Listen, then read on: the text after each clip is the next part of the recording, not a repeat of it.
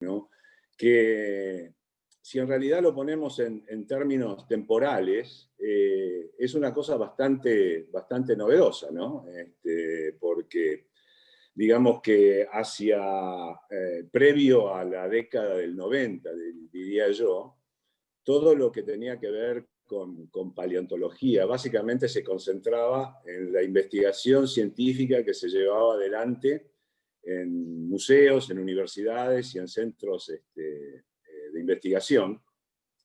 De manera que un poco todo lo que tenía que ver con la temática estaba como refugiada ahí, ¿no? Era esa idea de los científicos locos metidos en su laboratorio. Bueno, así nos veía seguramente todo el mundo que nos conocía o más o menos tenía una idea de que existíamos. Y un poco en esas épocas,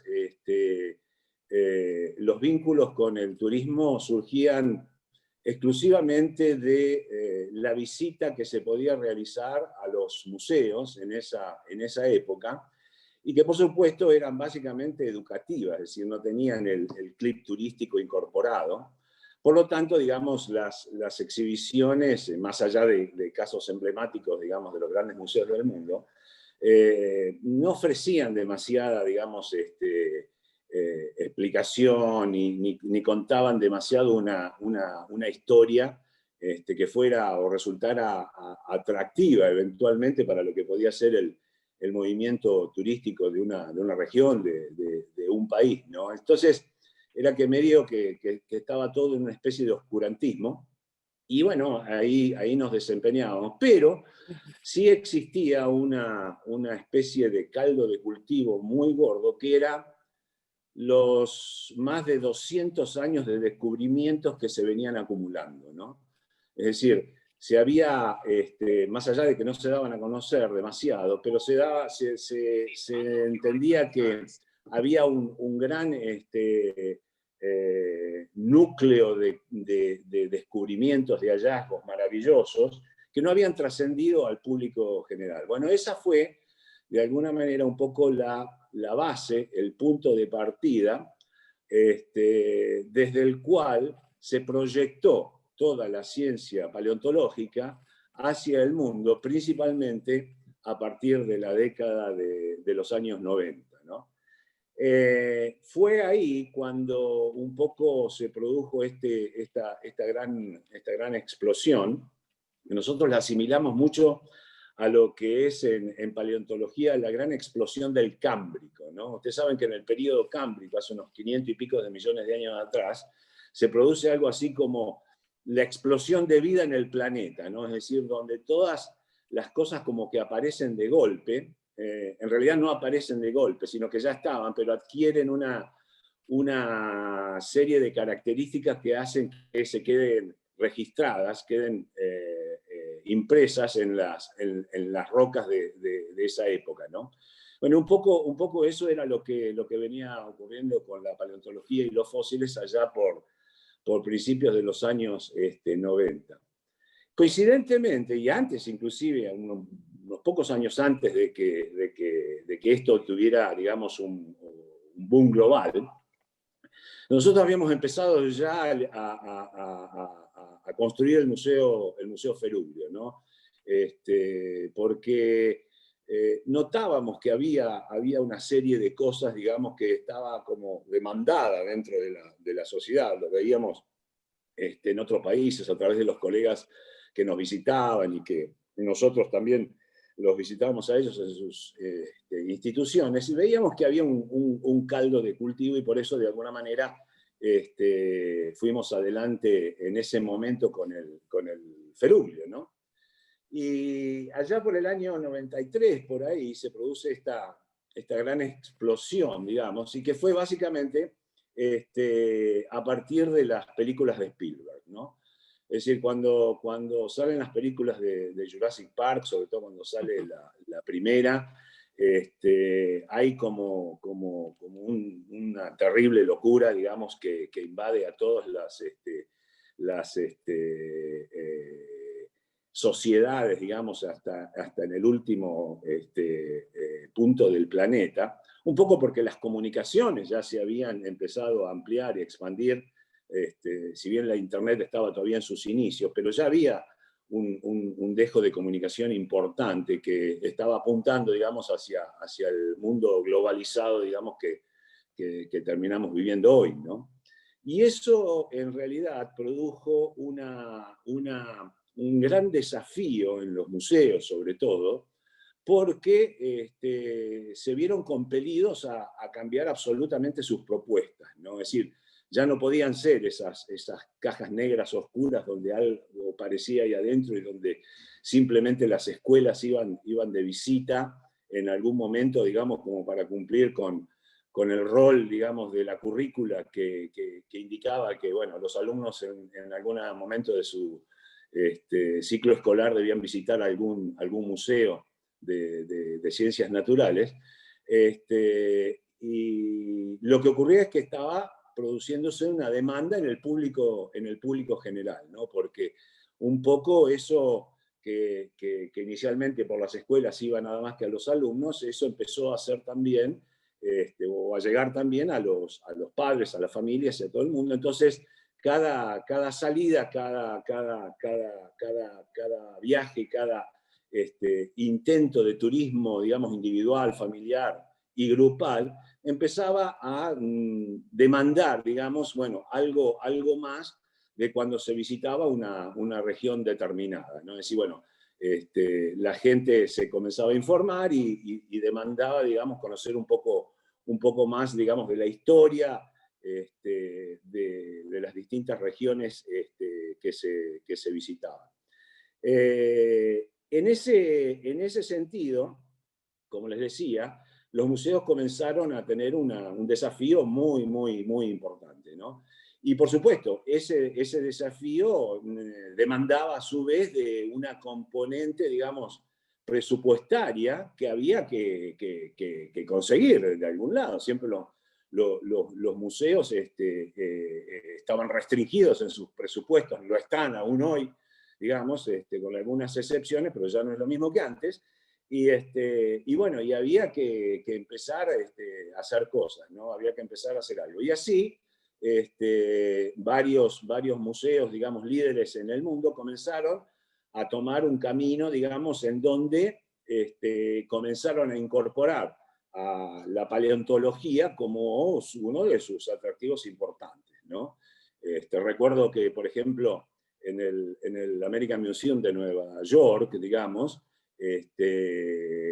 comenzaron allá a fines de los 80, principios de los 90, comenzaron a hacer unas expediciones impresionantes a Mongolia, ¿no? Y empezaron a dar con una serie increíble de yacimientos y de cosas que eran absolutamente desconocidos para la historia, digamos, de la vida en el planeta.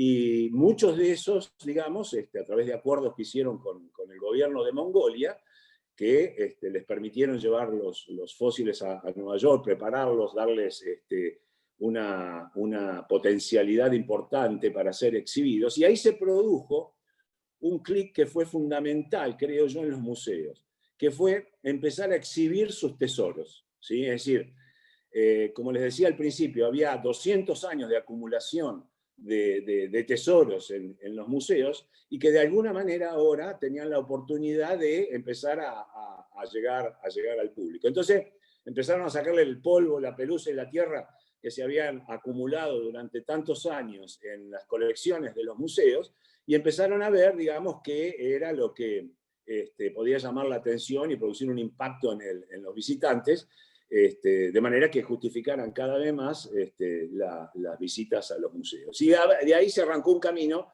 que llega hasta nuestros días en una dimensión increíble, ¿no?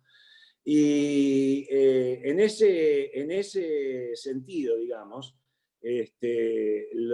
los museos líderes en el mundo comenzaron no solamente a mejorar sus exhibiciones y darles un contenido de tecnología importante en términos de sonido, iluminación y todo lo que hacía o darle más magnitud, digamos, a las muestras de los museos, sino que también, inclusive, empezaron a llegar a sitios donde no existían exhibiciones, museos, etcétera, etcétera. Entonces empezaron todas las exhibiciones itinerantes y se creó todo un circuito mundial de exhibiciones itinerantes para, digamos, mostrar a los distintos públicos en el mundo todas las riquezas, digamos, que procedían de distinto origen, ¿no? Entonces, eso empezó a estar atado directamente con el turismo científico, ¿no? Es decir, toda esta variante turística que se desarrolló en los últimos 20 años, sobre todo, y a la cual la paleontología contribuyó mucho, porque se comenzaron a organizar, digamos, muchas exhibiciones, digamos, vinculadas al turismo científico, ¿no? Por ejemplo, empezó a ser una necesidad en los cruceros, por ejemplo, los que van a la Antártida, o los que recorren Magallanes y toda esta parte del mundo, de llevar investigadores, científicos, etcétera, etcétera, que dieran charlas en los cruceros que, digamos, ilustraran, educaran a la gente, digamos, que participaba de estos cruceros sobre las historias geológicas y paleontológicas de las distintas regiones donde el crucero iba visitando, ¿no? Entonces empezó a haber una integración cada vez más importante, digamos, de la oferta de exhibición paleontológica con la demanda, en este caso, del turismo de cruceros, ¿no? Y lo mismo ocurrió con otros, digamos, ámbitos del turismo, donde, digamos, la oferta se fue incrementando cada vez más. Acá, por ejemplo, sabemos que hasta principios de los 90, básicamente la oferta era ballenas y pingüinos. Bueno, a partir de los 90 se incorporaron los dinosaurios, ¿no? O sea, había un animalito más muerto, pero era un animalito interesante y que tenía un marketing fenomenal en todo el mundo. Entonces eso hizo que la propuesta, la oferta, se incrementara permanentemente. Todo eso, digamos, se fue a su vez potenciando a partir de toda la importancia que le fueron dando los medios a cada uno de los hallazgos que se producían en cualquier lugar del mundo, ¿no? Antes, hace 20 y 30 años atrás, digamos, salía en los diarios un hallazgo, un descubrimiento por año, ¿no? Hoy sale uno todos los días, ¿no? Habrán visto últimamente, digamos, hasta se ha puesto una competencia, digamos, a ver quién encuentra las cosas más viejas, más grandes, o lo que fuera, ¿no? Entonces, todo eso fue incrementando con el tiempo esta oferta que no solamente tuvo su importancia desde el punto de vista educativo y científico, sino que, desde el punto de vista turístico, le dio un gran empuje. Y eso fue muy bueno en el sentido de que se comenzó a obtener financiación adicional para llevar proyectos científicos adelante, ¿no? Porque normalmente, digamos, sobre todo en países como el nuestro, los recursos destinados a la investigación científica fueron, son y serán restringidos, no hay ninguna duda al respecto. Pero estaba en nosotros, de alguna manera, los paleontólogos, la idea de que debería haber recursos adicionales en otro lado, porque todo esto se había convertido en un tema, en un proyecto, digamos, que tenía alcance hacia el público general. Entonces, la posibilidad de obtener recursos adicionales a los que venían normalmente para financiar la ciencia, digamos, ayudaba a eso. Entonces, digamos, no sé, de principios de los años, fines de los años 80, principios de los 90, donde teníamos que poner plata de nuestro bolsillo para poder salir al campo y recolectar materiales. Y me acuerdo siempre, allá por el año 88, que estábamos haciendo el museo. Yo estaba todavía en Buenos Aires, en el Museo Bernardino Rivadavia, y estábamos trabajando para arrancar con el Ferulio. Y me venía en el invierno, en el mes de julio, y con la camioneta de mi papá salíamos con 2 o 3 locos más a recorrer un poco la Patagonia, ¿no? Y coleccionar materiales fósiles que después iban a formar parte de las exhibiciones del museo. Bueno, desde esos tiempos a la fecha, obviamente, todo se mejoró de una manera increíble, y en eso obviamente tuvo que ver la demanda del público general y el turismo, digamos, como herramienta satisfaciendo esa demanda, ¿no? Porque de alguna manera cada región en donde había un atractivo paleontológico, no solamente aquí, sino en todos los lugares del mundo que así lo son, inclusive hasta en Europa, que no tienen nada de paleo, tienen una bocha de cosas de historia, de arte y de cosas por el estilo, pero de paleo tienen muy poco. Bueno, pero así todo lo hicieron también importante, y los museos europeos crecieron mucho, ¿no? Y así, bueno, se llega a cosas que son exuberantes, digamos, como, por ejemplo, qué sé yo, el Museo Smithsoniano en Washington, hace un par de años termina renovando sus exhibiciones paleontológicas con inversiones que superan los $100 millones para dotar al museo de atractivos adicionales, porque también había seguido teniendo una acumulación fenomenal de materiales y lo querían poner en valor para que el público de alguna manera los apreciara y los pudiera, digamos, disfrutar.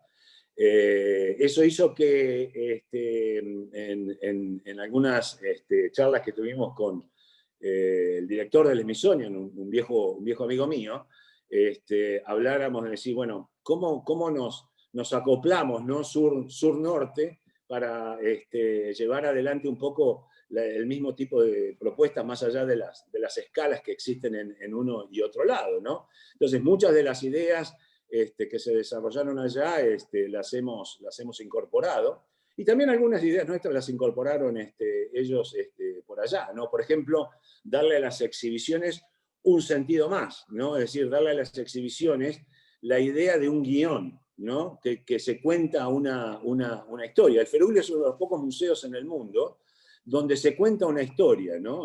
Si ustedes van a muchos otros museos en todos lados, van a entrar a grandes salas donde hay unas grandes exhibiciones y decir, pero bueno, ¿cuál es la historia acá? ¿Cómo se cuenta esta historia, ¿no?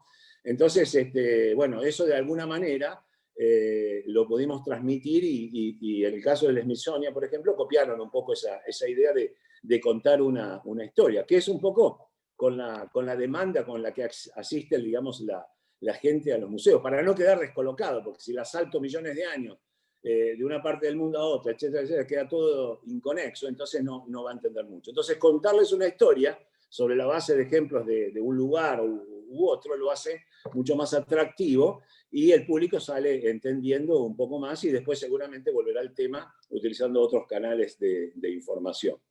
Eso se repitió, esta idea de los grandes museos en el mundo de avanzar de una manera intensa en el tema de las exhibiciones paleontológicas. Creció de una manera increíble. Por ejemplo, en el Museo de Nueva York hicieron una estadística de por qué razón venían los visitantes, que son más o menos entre 5 y 6 millones de visitantes por año.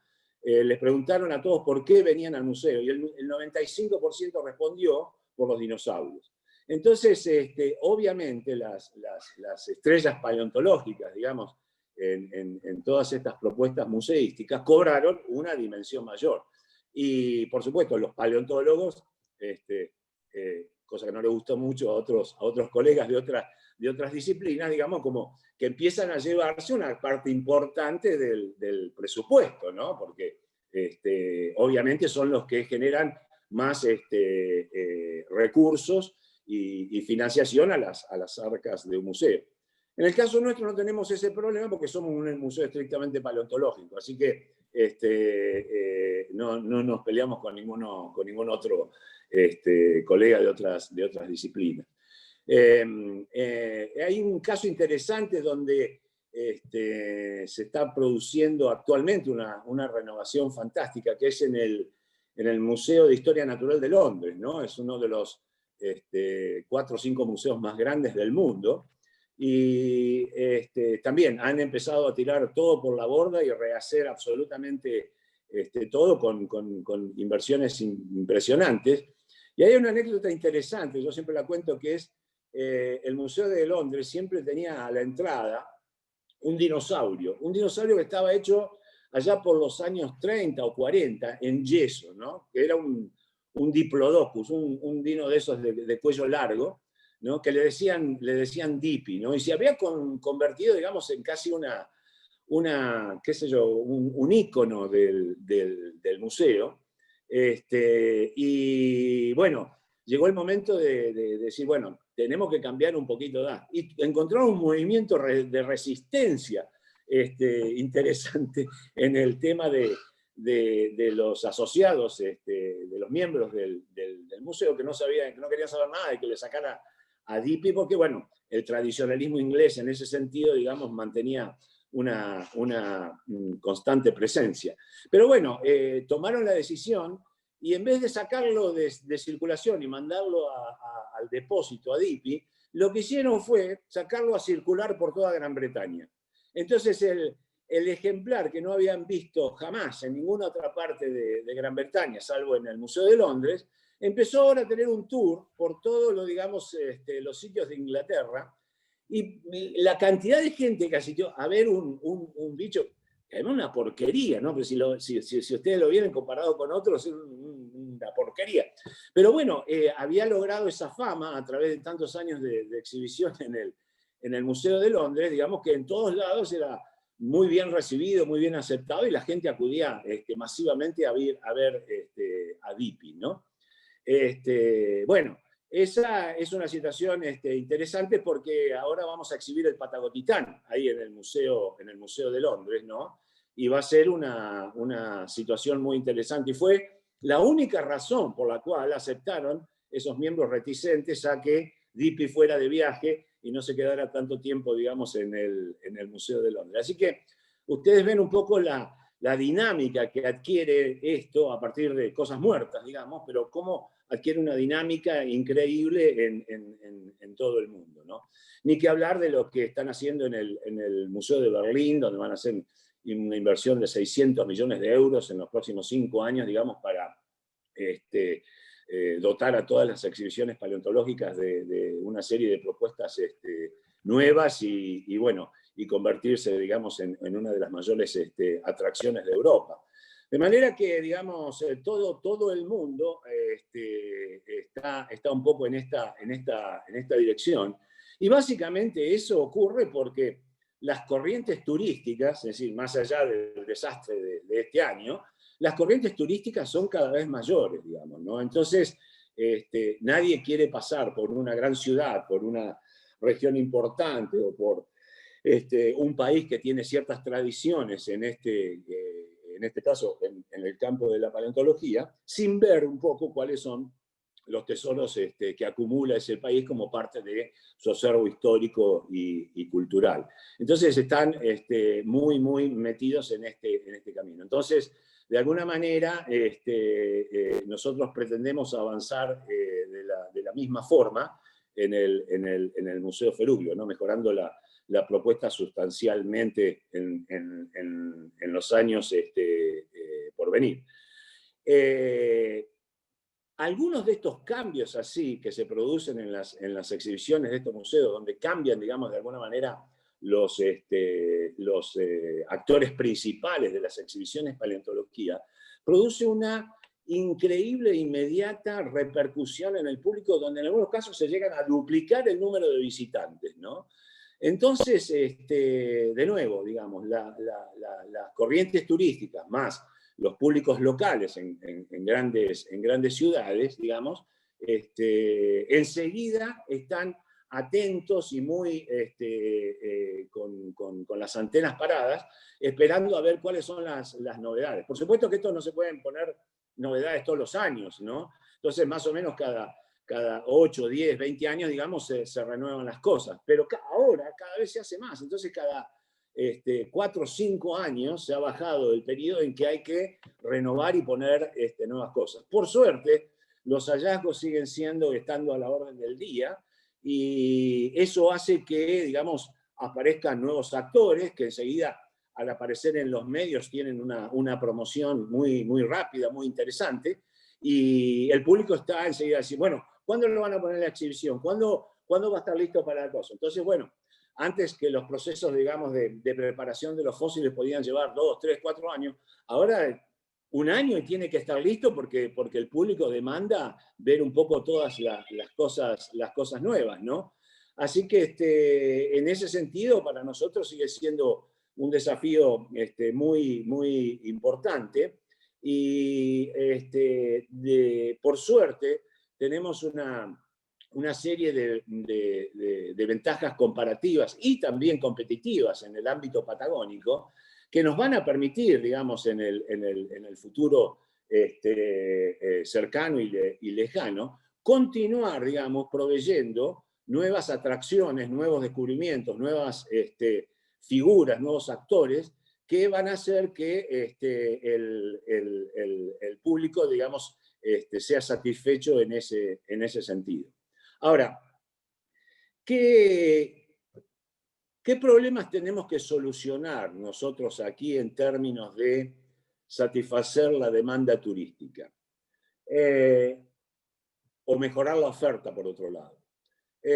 Obviamente vamos a seguir viviendo en un lugar recóndito del mundo, ¿no? Es decir, más allá de que el mundo se ha achicado, vamos a seguir estando distantes, vamos a seguir estando alejados, por lo menos para el contacto directo, digamos, ¿no? Entre los actores y el público, ¿no? Estas armas del Zoom y todo eso están bárbaras, ¿no? Pero a mí déjame oler un hueso original, ¿no? Déjame oler una ballena o la bosta de los lobos marinos en la costa, ¿no? Déjame sentir eso, ¿no? Y eso no me lo transmite el Zoom, no me lo transmite nada. Me lo transmite la experiencia en vida, la experiencia, digamos, personal que tengo en ese sentido. Entonces, creo que desde estos sitios vamos a tener que hacer, digamos, un esfuerzo importante para captar cada vez más el flujo internacional de turismo. Si ustedes se ponen a ver o a hilar un poquito finito en los números, ustedes van a ver que en los últimos 20 años no creció mucho el turismo, ¿no? Es decir, no tiene números, digamos, como para decir, bueno, se empiezan a justificar toda una serie de cosas. Podemos echarle la culpa a 80 cosas, ¿no? A que el país era caro y después cuando es barato aumenta y va y viene todo el tiempo. Es cierto, eso ocurre, ¿no? Pero hay veces en que a pesar de que eso ocurre y que de pronto sea caro llegar a un lugar remoto, de pronto los atractivos que existen los justifican. Entonces, tenemos que partir de la base de potenciar mucho más todos estos atractivos muy, muy intensamente en los próximos años, como para que la captación, digamos, de ese flujo internacional sea cada vez más amplia, lo cual permita, bueno, proyectarse y ampliar mucho más la base de sustentación de la industria turística, digamos, como uno de los pilares, digamos, económicos que puede tener la Patagonia, ¿no? Entonces, tenemos la ventaja esa, la ventaja comparativa. La tenemos que hacer competitiva mejorando toda la oferta de productos. Bueno, en eso nos embarcamos nosotros en el Museo Ferulio, ¿no? Es decir, luchar a brazo partido para mejorar muchísimo más toda esa oferta, bueno, nos lleva ahora al proyecto en el cual estamos involucrados, que es la de triplicar, digamos, la capacidad actual de nuestro museo y convertirlo, por ejemplo, en el museo más importante de Latinoamérica por lejos, ¿no? en los próximos años. Entonces, ahí es por donde hay que avanzar en la apuesta, y eso es lo que nosotros entendemos. ¿Por qué? Porque eso significa más puestos de trabajo, significa más inversión, significa más reciclamiento económico a nivel de las economías locales, significa más recursos humanos necesarios, más formación de recursos humanos. Necesitamos mejorar muchísimo la formación de recursos humanos, ¿no? Es decir, que cuando cada una de ustedes, por ejemplo, está en un tour y dice, esas rocas que están allá tienen 12 millones de años, ¿no? Cuando ven las bardas acá de todos lados, sepan de lo que están hablando, ¿sí? Y qué significa eso. Y le pueden explicar a los visitantes, digamos, que eso ocurrió porque antes esto era un mar y ese mar se bajó su nivel por tal y tal razón y los fósiles quedaron expuestos. Es decir, esos conocimientos básicos, digamos, creo que ayudan y van a ayudar muchísimo a captar mucho más el interés, digamos, del público visitante cada vez que se aproxime por esta región. Ahora, hay un tema muy interesante que es un desafío para los próximos años y que es encontrar un equilibrio muy, muy importante entre la exhibición de objetos naturales y la tecnología que se ofrece para mostrarlos o para destacarlos, ¿sí? Es decir, nosotros no podemos perder nunca de vista que el actor principal, en nuestro caso, ¿no? Es el fósil, ¿no? Entonces, vamos a tratar de dotarlo de la tecnología que lo destaque, que lo amplifique, que lo potencie en una medida, pero nunca podemos ir a un esquema Disneyland, ¿sí? Porque eso no podríamos competir nunca con eso. No debería estar en nuestro objetivo ir por ese sentido. Entonces, dotar de la tecnología necesaria a las exhibiciones va a ser un desafío importante en los próximos años. Esto ya lo han visto, ya lo han hecho en estas inversiones grandes que les digo que han hecho los museos en el exterior, han detectado ese asunto. Inclusive en Estados Unidos ya tienen un límite determinado de donde no pueden pasar, ¿sí? Para no terminar siendo Disneylandia. Entonces, porque ese no es el fin último, digamos, de lo que muestra un museo. Sería, no sé, como mostrar la última cena o la Mona Lisa en el Louvre, ¿no? Y que estuvieran, no sé, en vez de ver el cuadro en sí, que se vea la escena de la cena, digamos, donde estén comiendo. No, se van a ver las cosas, digamos, reales, como son. Lo demás será una interpretación libre que harán cualquiera en cualquier otro lado. Así que un poco el desafío que viene irá por esos lados. Y yo creo que lo que va a demandar el público visitante en los próximos años es justamente esa condición de naturalidad, ¿no? Esa condición que lo hace, digamos, ponerse en contacto con la cosa real y poder tener o vivir una experiencia de contacto directo o indirecto, digamos, con el actor, digamos, del atractivo turístico del cual se esté presenciando. Entonces, tenemos que estar, digamos, un poco preparados para eso y bueno, y no vender lo que no somos, digamos, ¿no? Es decir, simplemente mostrar, digamos, lo que tenemos de la mejor manera posible, con los mejores recursos posibles, haciendo todo el esfuerzo en ese sentido, y seguramente eso va a ser lo que más aprecie, digamos, cualquier visitante a una región como la nuestra. Sí, seguramente va a desarrollarse mucho más, y en ese sentido estamos abocados nosotros en gran medida, es a complementar un poco la visita, digamos, tradicional que se hace a los museos, más allá de los nuevos atractivos y todo lo que ocurre, y es tratando de ofrecer la oferta adicional de la experiencia in situ, ¿no? Es decir, che, ¿dónde encontraron un poco todo esto? Y lo encontramos en tal lado. ¿Y no se puede ir ahí? Sí, se puede ir ahí. Entonces, a partir un poco de todo eso, creo que va a ser una de las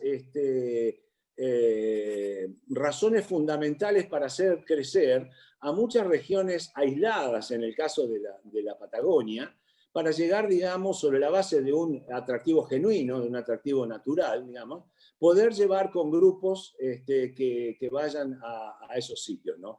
Nosotros hemos tenido una experiencia muy importante en los últimos años con el sistema de glampings, y hemos hecho una inversión de mucho valor en ese sentido.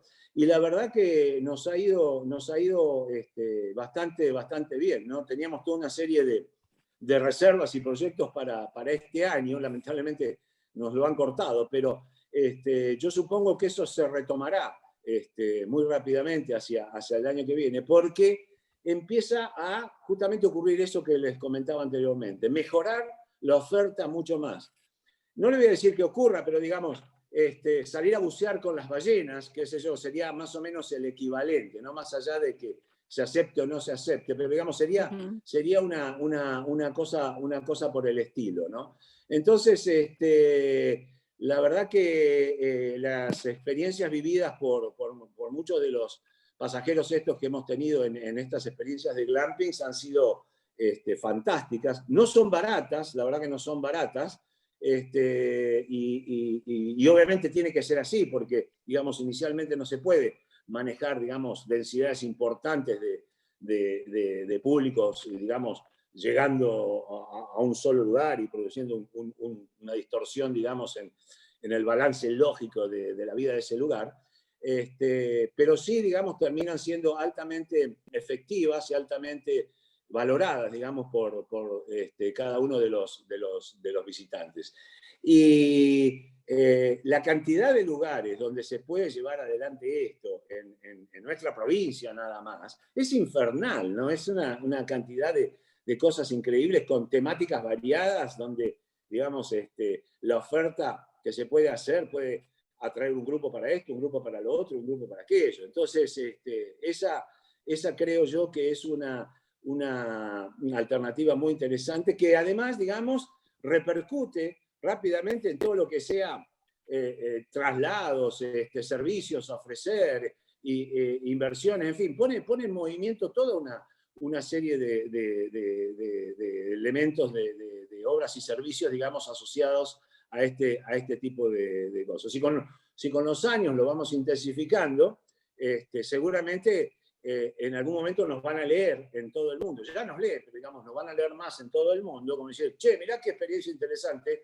ocurre en la Patagonia, que ya con su atractivo per se justifica para mucha gente en el mundo la visita. Si además le ofrecemos todas estas otro tipo de alternativas, bueno, seguramente tomarán mucho más fácilmente la decisión de viaje.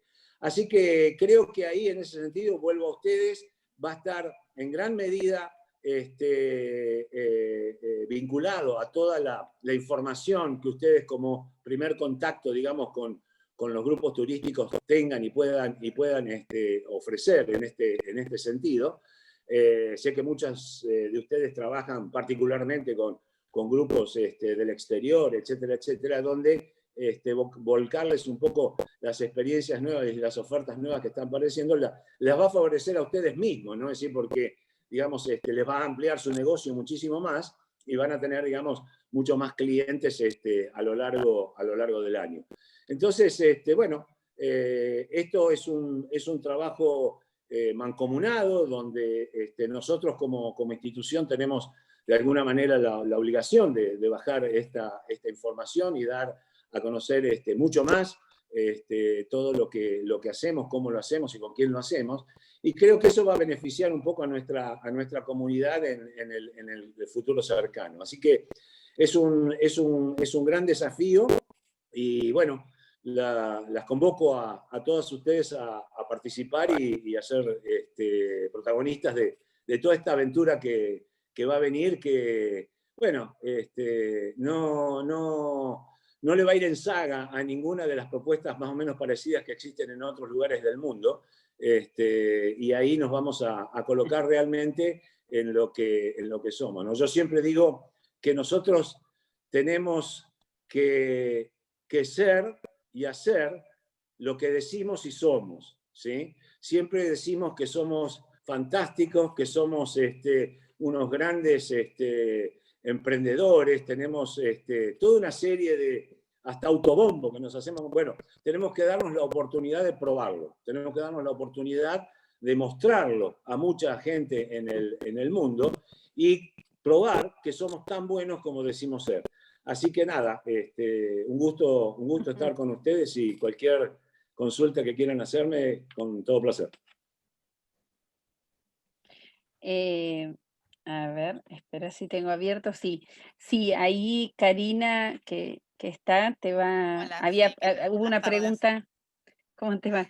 Sí, pero Marta comentaba que ya sentía que estaba, Contestada su. a ver, que ya estaba contestada, pero a ver, ahí hizo un comentario, a ver, eso sí, no, sí, que ya lo había respondido, que un poco en realidad del enfoque de Marta, su pregunta iba hacia si considerabas que el turismo paleontológico lo considerabas solo como una visita a museo o también se podía interpretar como la visita a parques, ¿no? Y hablaba y rescataba la importancia del Parque Bringüín. Y bueno, y preguntaba sobre eso, atendiendo a que hoy cada vez más esto que mencionabas, el turista lo que busca es vivir una experiencia, ¿no? En el lugar, ser parte del lugar y de la visita que está haciendo. Entonces, bueno, ¿qué relevancia se le estaba dando hoy a los parques temáticos? Mirá, la relevancia de los parques son siempre, digamos, importantes. Nosotros hace un tiempo ya que quisimos introducir, en el caso del Parque Bringüín, al programa de geoparques de la UNESCO, que en realidad no es nada más que un título, ¿no? No significa absolutamente más nada. Pero bueno, es un título, una chapa que, digamos, se puede exhibir en distintos lados. Nosotros tenemos todo un plan de desarrollo adicional al Parque Bringüín y seguramente lo podemos llevar adelante próximamente, un poco cuando nos desahoguemos, digamos, de ahora de la gran demanda que está produciendo la obra. Pero la idea es mantener, pero dotarlo en 3 o 4 palabras de un sitio de esparcimiento, ¿no? Es decir, donde tenga una componente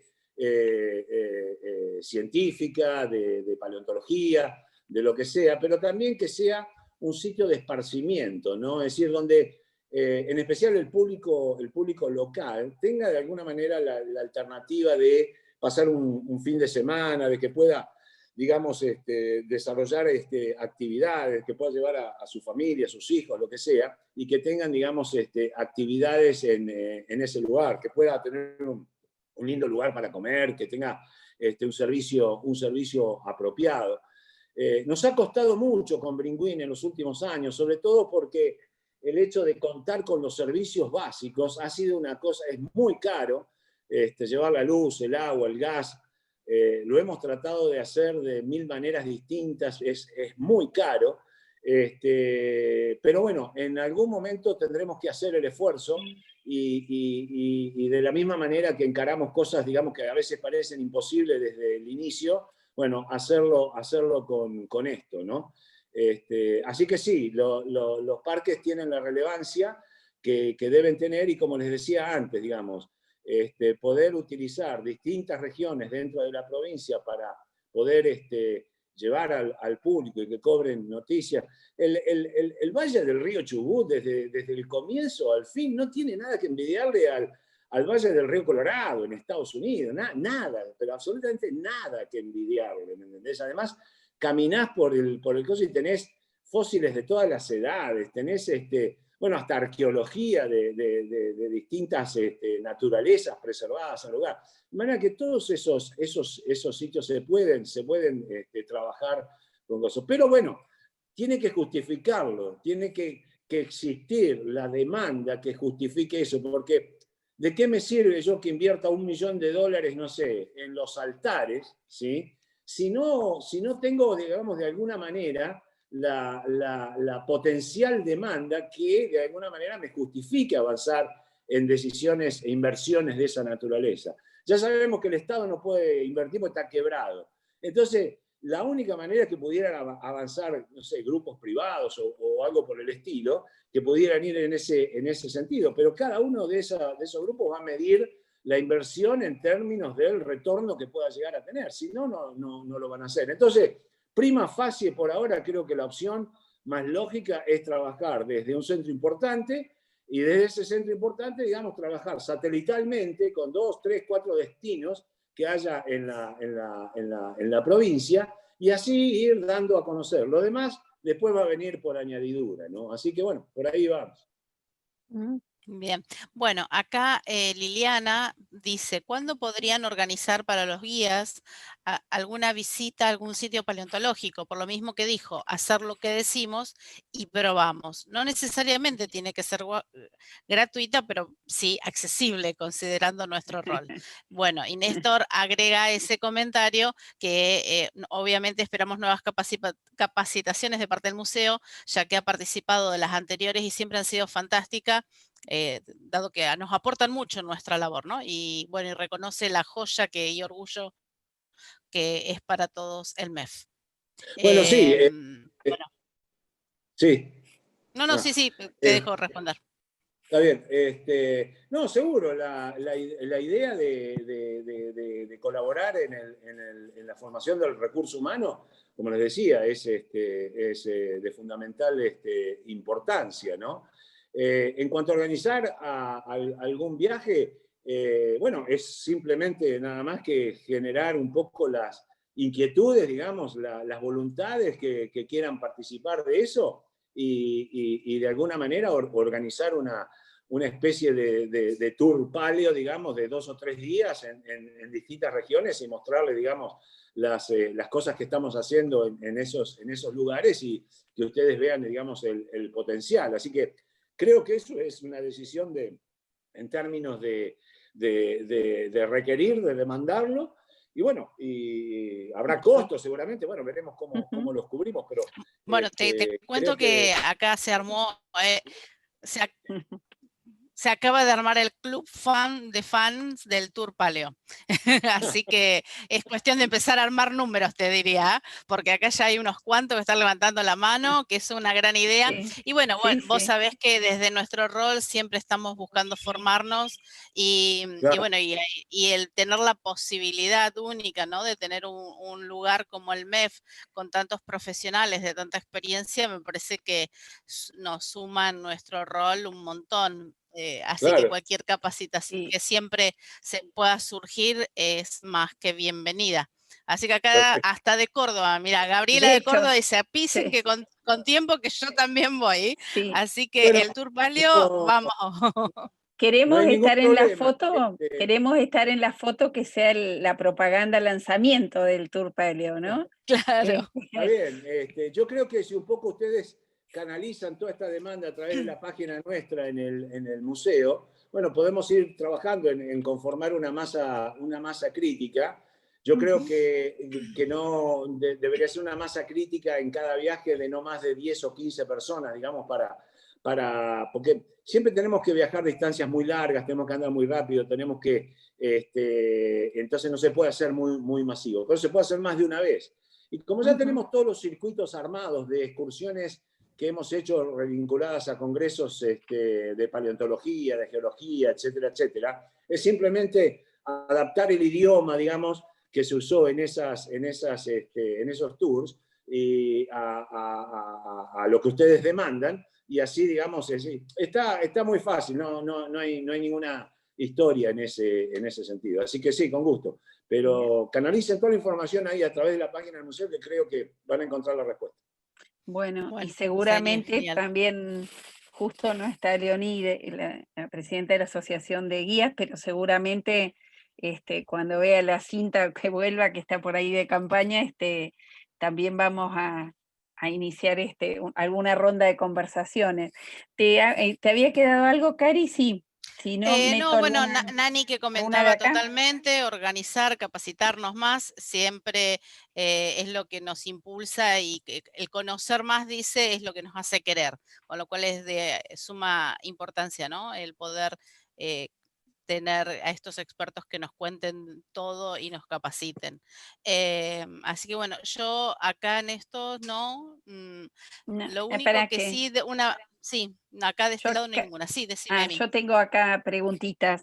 decime. Estaba Rubén, ¿sabés? Tengo entendido que la experiencia de esta, no me acuerdo cómo se llamaba, la de los niños para ir a dormir al museo, Los este, exploradores en pijama. que fue bastante llamativa, y no llamativa, yo estuve con padres que estuvieron, los niños fueron y estaban emocionadísimos, y me parece una experiencia fantástica como para repetirla, y digo, ¿por qué no alguna experiencia con adultos? Se me estaba ocurriendo, ¿no? Digo, la verdad que a mí no se me ocurre, pero cuando me enteré de lo que hacían con los chicos, y los chicos lo contaban, y digo, wow, qué, qué Eh, manera interesante de llegar con el conocimiento, ¿no? Alguna vez Y, la pensamos con los adultos, esa opción. ajá, Este, y tenemos algunas ideas al respecto. Pero los adultos van a tener que vencer la inhibición que los chicos no tienen. Entonces, ah, los vamos a tener que educar un poquito en ese sentido para que, bueno, fluya un poco. colaboramos, Rubén, ¿eh? Colaboramos. Sabés que en Seguro. eso no tenemos ningún problema.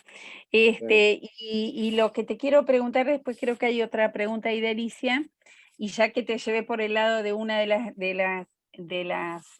las experiencias, es como director de este lugar, que la verdad que coincido con lo que decía em, Néstor, que es una joya, para nosotros es un orgullo. Más de una vez nos ha pasado que saliendo del museo los turistas digan es lo mejor que he visto. Esto que vos traes, que es un museo ordenado y con la historia contada, aunque no se lo digamos, el turista te lo dice cuando vuelve, sale del museo. Y entonces digo, quizás ahí te voy a hacer una pregunta como director, voy a pegar ahí en la emoción, ¿no? ¿Cuál fue el momento más importante para vos como director de este museo? El que te generó más emociones, así tipo, yupi, lo hicimos, uh, mirá lo que encontramos. no, mirá, creo que fue emocionante, digamos. Primero, eh, la historia del museo es muy azarosa, pero tiene que ver básicamente con las crisis de este país. ¿Sí? Cuando inauguramos el museo allá en el año 90, ustedes se El 9 de calculan, julio. claro, yo trabajaba en Buenos Aires y venía desde el año 87, venía todos los veranos porque salía del campo acá, pero mi familia vivía acá. Entonces, generaba o trataba de interesarlos, digamos, a las autoridades locales de la municipalidad para avanzar un museo. Me acuerdo allá por el año 89, una de las peores crisis que Sí. tuvimos en el país, de la hiperinflación, un desastre, que era estaba charlando con el intendente en esa época, el ingeniero Pitiot, y estaba en su oficina, y afuera, había una manifestación que pedían para comer, ¿no? Entonces, él me decía, mirá, me diste fantástica la idea del museo, que esto, que el otro, la verdad que vale, pero entre hacer un museo y darle de comer a esta gente que tengo afuera, no tengo muchas opciones en este sentido, ¿no? Y entonces, ¿qué hacíamos? Estábamos en el huevo de la gallina, es decir, ¿por dónde salíamos de ese laberinto? Bueno, como dice Borges, ¿no? De la única manera que se sale de los laberintos es por arriba. Entonces, era salir por arriba en esa época y encontrar las voluntades que existieran a nivel de la sociedad que estuvieran dispuestas a hacer una concesión de alguna forma, que aportaran, digamos, algo en algún sentido para que se concretara eso un poco. Y eso se logró. Yo me acuerdo, por ejemplo, haber tenido charlas con el señor Chisco, no sé si ustedes recuerdan al señor Ujú. Chisco, era el dueño del lugar donde empezó abriendo el museo, ¿no? Entonces, hablando con el señor Chico, decía, bueno, mire, chico, nosotros queremos su edificio, pero no tenemos un mango para pagarle de alquiler. Bueno, perfecto, macanudo. ¿Y qué podemos hacer? Bueno, mire, vamos a hacer una cosa. Yo se los voy a dar 6 meses sin cargo. Y ustedes hagan lo que puedan hacer. Bueno, y así fuimos atando cosas. Yo trabajaba en el Museo de Buenos Aires y logré unas réplicas de dinosaurios que me facilitaran de allá. Otro logró algo por acá. La Anónima nos dio plata, nos dio comida para hacer campañas e ir a buscar las cosas. Y así pusimos. Bueno, una de mis primeras emociones fue haber podido inaugurar el museo en esas circunstancias, ¿sí? Por ejemplo. Ahora, después vino otra, también vinculada a una crisis allá por los 2000, cuando inauguramos el edificio nuevo, ¿sí? Que fue, digamos, bueno, la casa propia, la cosa que marcaba la diferencia, y realmente marcó la diferencia. Mi amigo Ken Johnson, el director del Smithsonian, vino el año anterior y no había nada en el predio. Vino al año siguiente y encontró un museo armado. Y dice, ustedes son locos, ustedes no sé cómo hacen estas cosas. Ustedes no tienen idea. Esto a nosotros nos manda 10 años hacerlo en Estados Unidos. Planificarlo nomás nos manda 2 o 3 años. Bueno, acá lo hicimos en un lapso realmente corto. Así que esa fue mi otra gran emoción. Y la tercera seguramente vaya a ser ahora, en otro quilombo, en otra crisis, ¿no? en medio de otra crisis. Bueno, seguramente estaremos inaugurando en poco tiempo más el supermuseo que queremos que sea el Feruglia. Así que esas son mis grandes reflexiones. Y con respecto a los hallazgos, ¿vivieron alguno de manera así no, como... bueno, sí, hubo muchos. Nosotros lo que pasa es que los paleontólogos vivimos los hallazgos de una manera distinta al público, digamos, ¿no? A ver. Hay muchos hallazgos que no salen en los diarios y para nosotros son alucinantes, porque depende mucho de las especialidades también, ¿no? Un dinosauriólogo te va a decir, y el hallazgo del Patagotitán acá hace unos años acá, bueno, es el hallazgo de su vida. También lo es para mí y para el museo. Pero yo que soy, por ejemplo, un especialista en plantas fósiles, para mí un hallazgo fenomenal ocurrió hace unos años cuando encontramos el ancestro más antiguo de los tomates. Un ancestro que era una cosita así, que tenía 52 millones de años de antigüedad, ¿no? Y que nos quedamos petrificados todos cuando encontramos eso en el medio de la nada. Entonces creo que esas cositas, digamos, dependen mucho de cada uno y cómo lo viva, cómo lo sienta, pero por supuesto, los grandes hallazgos son los que han marcado un poco la historia del museo, ¿no? Ya que está ahí, te hago una pregunta. Ahora volvemos ahí, que hay preguntas más serias, pero a mí siempre me gusta indagar en estas cosas de la experiencia. ¿Cómo, a ver si te acordás, porque no lo conversamos antes, pero cuando pasó lo del Patagotitán, ¿cómo fue la llamada, cómo fue la noticia, la primera noticia de que encontraron algo superior, digamos, algo que excedía lo que ya había? La noticia vino de la gente del campo de la familia Mayo, donde uno de los peones que trabajaba en el campo había pasado por un lugar y había visto algo que le llamaba la atención, que digamos que no. Ustedes vieron que la gente de campo enseguida está tan compenetrada con su entorno, digamos, que cuando hay algo que sale de esa normalidad, le llama inmediatamente la atención. Bueno, ellos nos contactaron a nosotros y fue un grupo nuestro, digamos, a indagar en el lugar, a ver qué era, como tantas otras veces lo hemos hecho con otros sitios. Y bueno, y ahí encontramos realmente, excavando un poquito nomás, que bueno, que había algo que llamaba mucho la atención, que era algo más allá de lo normal, que bueno, iba a dedicarle mucho esfuerzo. Y bueno, así arrancó. Bien, con mucha emoción. Yo siempre pensaba, digo, era grande el caballo, porque la gente de campo está acostumbrado a animales, bueno, lo más grande puede ser un caballo y esporádicamente en algún lugar alguna vaca. Acá le llamó la atención el color. Había un color grisáceo blanquecino en un entorno todo rojo, ¿no? Entonces, ¿qué hace eso ahí? Digamos, no le cerraba, digamos, en su composición de lugar. Entonces, bueno, había algo más. Mirá qué lindo este dato que nos diste recién, porque suma, viste que los guías somos contadores de cuentos. Entonces, Claro, a veces cuando contamos y encontramos esto otro, digo, a veces estos detalles que vos traes del color, por ejemplo, a claro, nosotros nos suma muchísimo en la experiencia, ¿no? obvio, claro. Cari, ¿tenés algo ahí? Si no, Sí, sigo yo por acá. Alicia te pregunta si podrías comentarnos algo respecto del Parque Paleontológico Ameguino, si tenés alguna opinión formada al respecto. ¿Del bosque petrificado? Yo entiendo que se debe referir a eso, sí, al Ah. bosque petrificado. No, sí, eso es un proyecto, digamos, que ha sido llevado adelante por otra gente.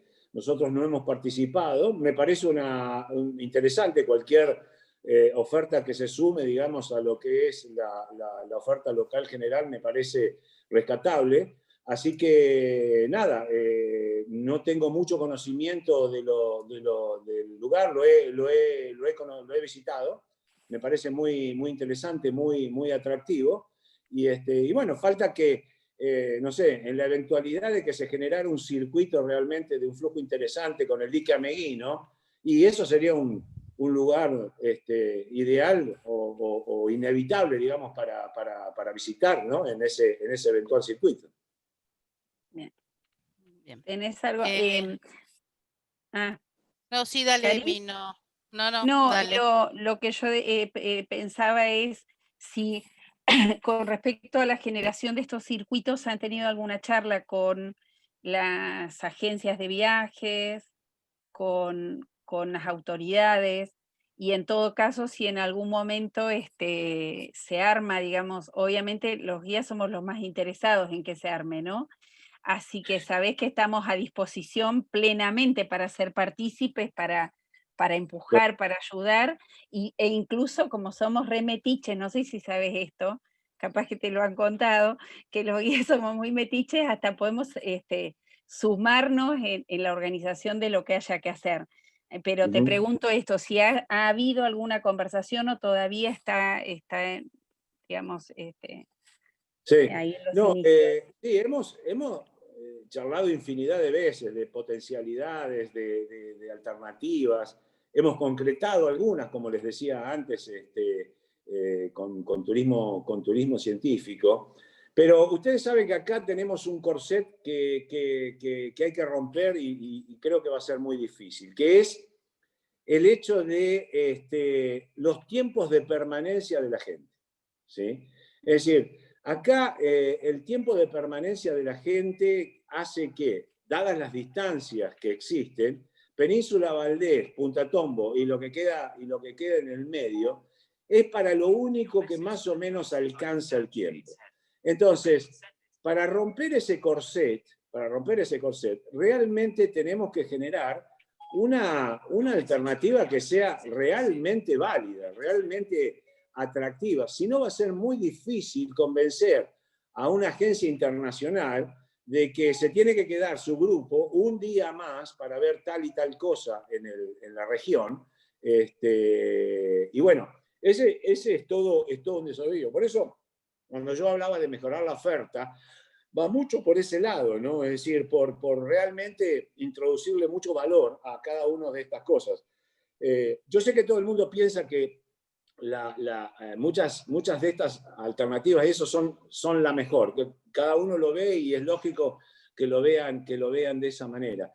Pero digamos, hay que lograrlo, concretarlo, ejecutarlo y ponerlo y llevarlo adelante como corresponde, porque si no, convencer a los operadores de un día más, miren lo que les digo, de permanencia, ¿no? Es todo un desafío eso. Así que creo que cuando haya oportunidad de romper ese corset que les menciono, y va a tener que ser sobre la base de una alternativa muy, muy válida, ¿no? Muy, muy importante. Mientras tanto, nos tendremos que manejar con cosas más puntuales, digamos, con grupos más reducidos que vengan particularmente para hacer estas cosas, además de disfrutar, digamos, los atractivos clásicos que figuran en la región. Yo creo que a nadie en el mundo se le ocurriría no vincular la cordillera con el océano. Eso es una cosa. Ahora, ¿cómo hacemos para vincular cordillera y océano sin nada en el medio? Y bueno, ¿y qué es lo que hay en el medio? Y ahí estamos nosotros. Entonces, ahí vamos a tener que apostarle mucho, ¿me entendés? Para entonces sí justificar una semana de permanencia, ¿sí? 3 días en la costa, o 2 días en el medio y 3 días en la cordillera, y ahí sí armar toda una cosa. Eso debería potenciar o debería animar a mejorar todos los servicios, porque si los tenemos que llevar a todos en las rutas que tenemos, ¿cuántos años seguidos van a venir? Claro, se mueren. Si salen tapados de polvo como los piches cuando vamos en cualquiera de estas rutas nuestras. Entonces, esto es parte del subdesarrollo que lamentablemente sufrimos, ¿sí? Entonces, si estuviera, digamos, en el desarrollo futuro, estas cosas no dejarían de tener lugar, porque es lógico que así ocurran. Entonces, bueno, habrá que ver cómo se sale de esto. No creo que sea una cosa individualmente o particularmente vinculada al turismo. Creo que el turismo exclusivamente no lo va a hacer, pero sí, si hay otra serie de cosas, digamos, que lo acompañen y ahí el turismo se inserte con toda su potencialidad. Y te consulto un poco ampliando esto que estabas diciendo. Vos hoy hablabas de que uno de los proyectos que o tienen como ahí guardados y trabajando o que han empezado de alguna manera a andar es el del glamping. ¿Ese lo estaban pensando o ya lo llevaron a cabo? ¿En qué zonas? ¿Y está pensado en qué? ¿En un turismo científico o está pensado a hacerlo a un público en general? No, ese sí, ya lo hicimos como 3 o 4 experiencias en ese sentido, con un público no general, un público particularmente, eso lo promocionamos en Estados Unidos y en Europa, y vinieron grupos, digamos, particularmente destinados a hacerlo. Y como les decía antes, es una propuesta cara, digamos, ¿no? Sí. Es una propuesta de 2 o 3 mil dólares por persona por 3 o 4 días, digamos. Es decir, es caro, pero bueno, sí, sí. Es por donde se puede empezar.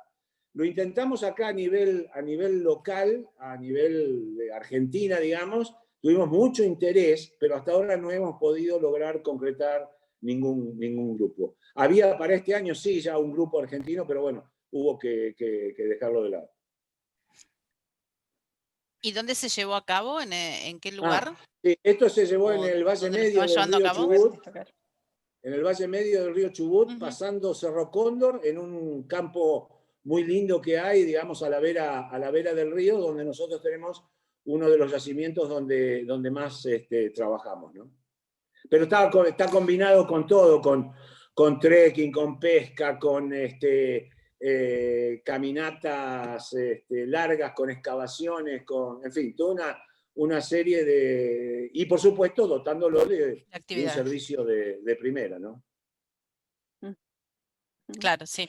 Acá Liliana, perdón, leo un comentario breve que hace Liliana. Dice, en la década del 70 se hacía de modo terrestre esquí al treleu y se hacía la zona de los altares, la que se perdió cuando se debió llegar antes para hacer ballenas, década del 80, remarca.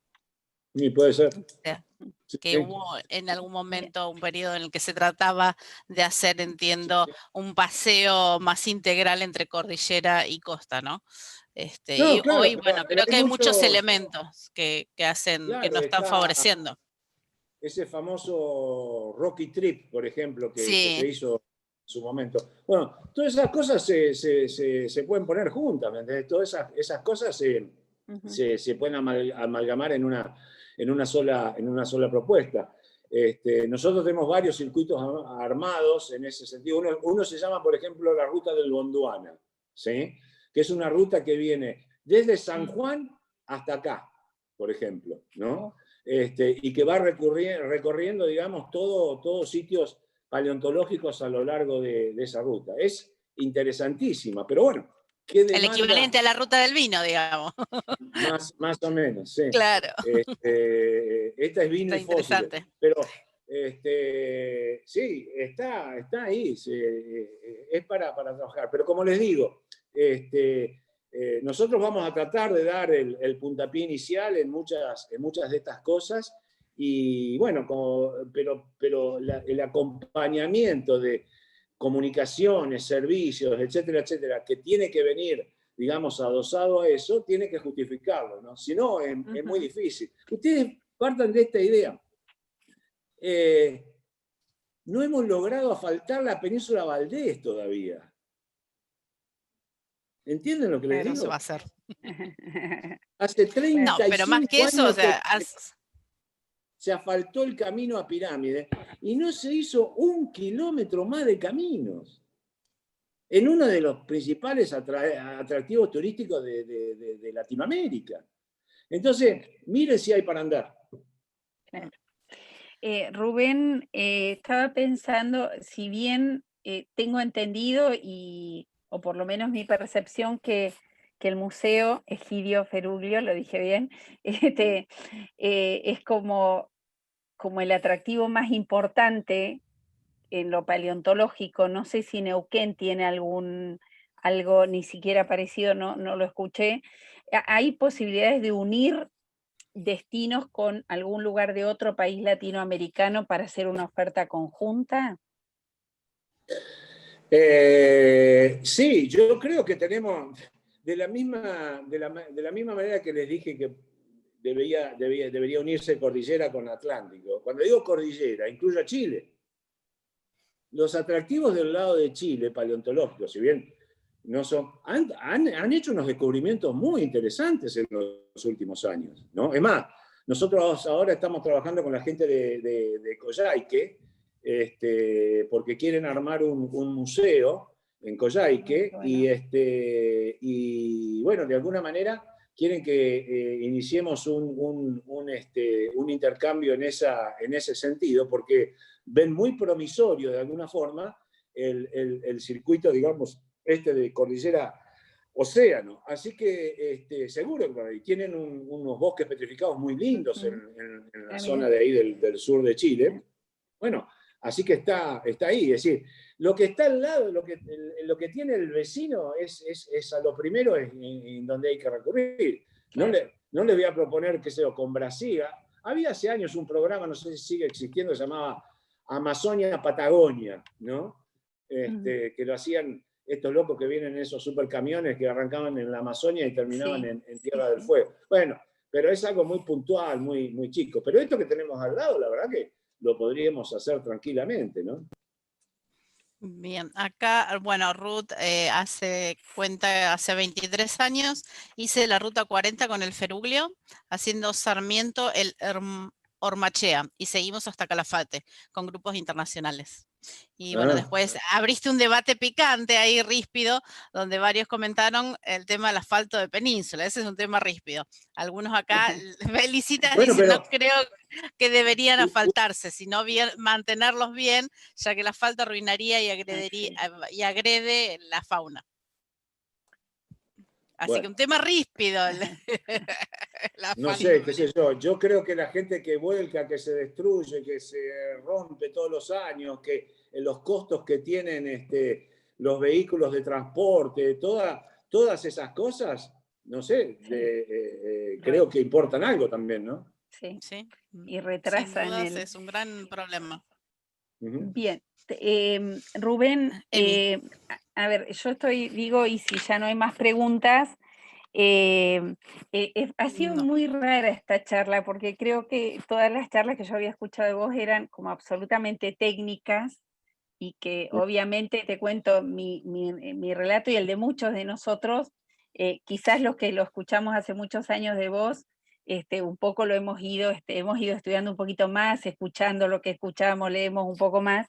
Aún creo que falta una bajada importante de este campo tan científico a nosotros los que somos los humanos comunes, digamos, y para que lo podamos transmitir. Ahí todavía a mí yo cuando me cuesta bastante la traducción, y son años de escuchar a las chicas, de bajar lo que puedo entender.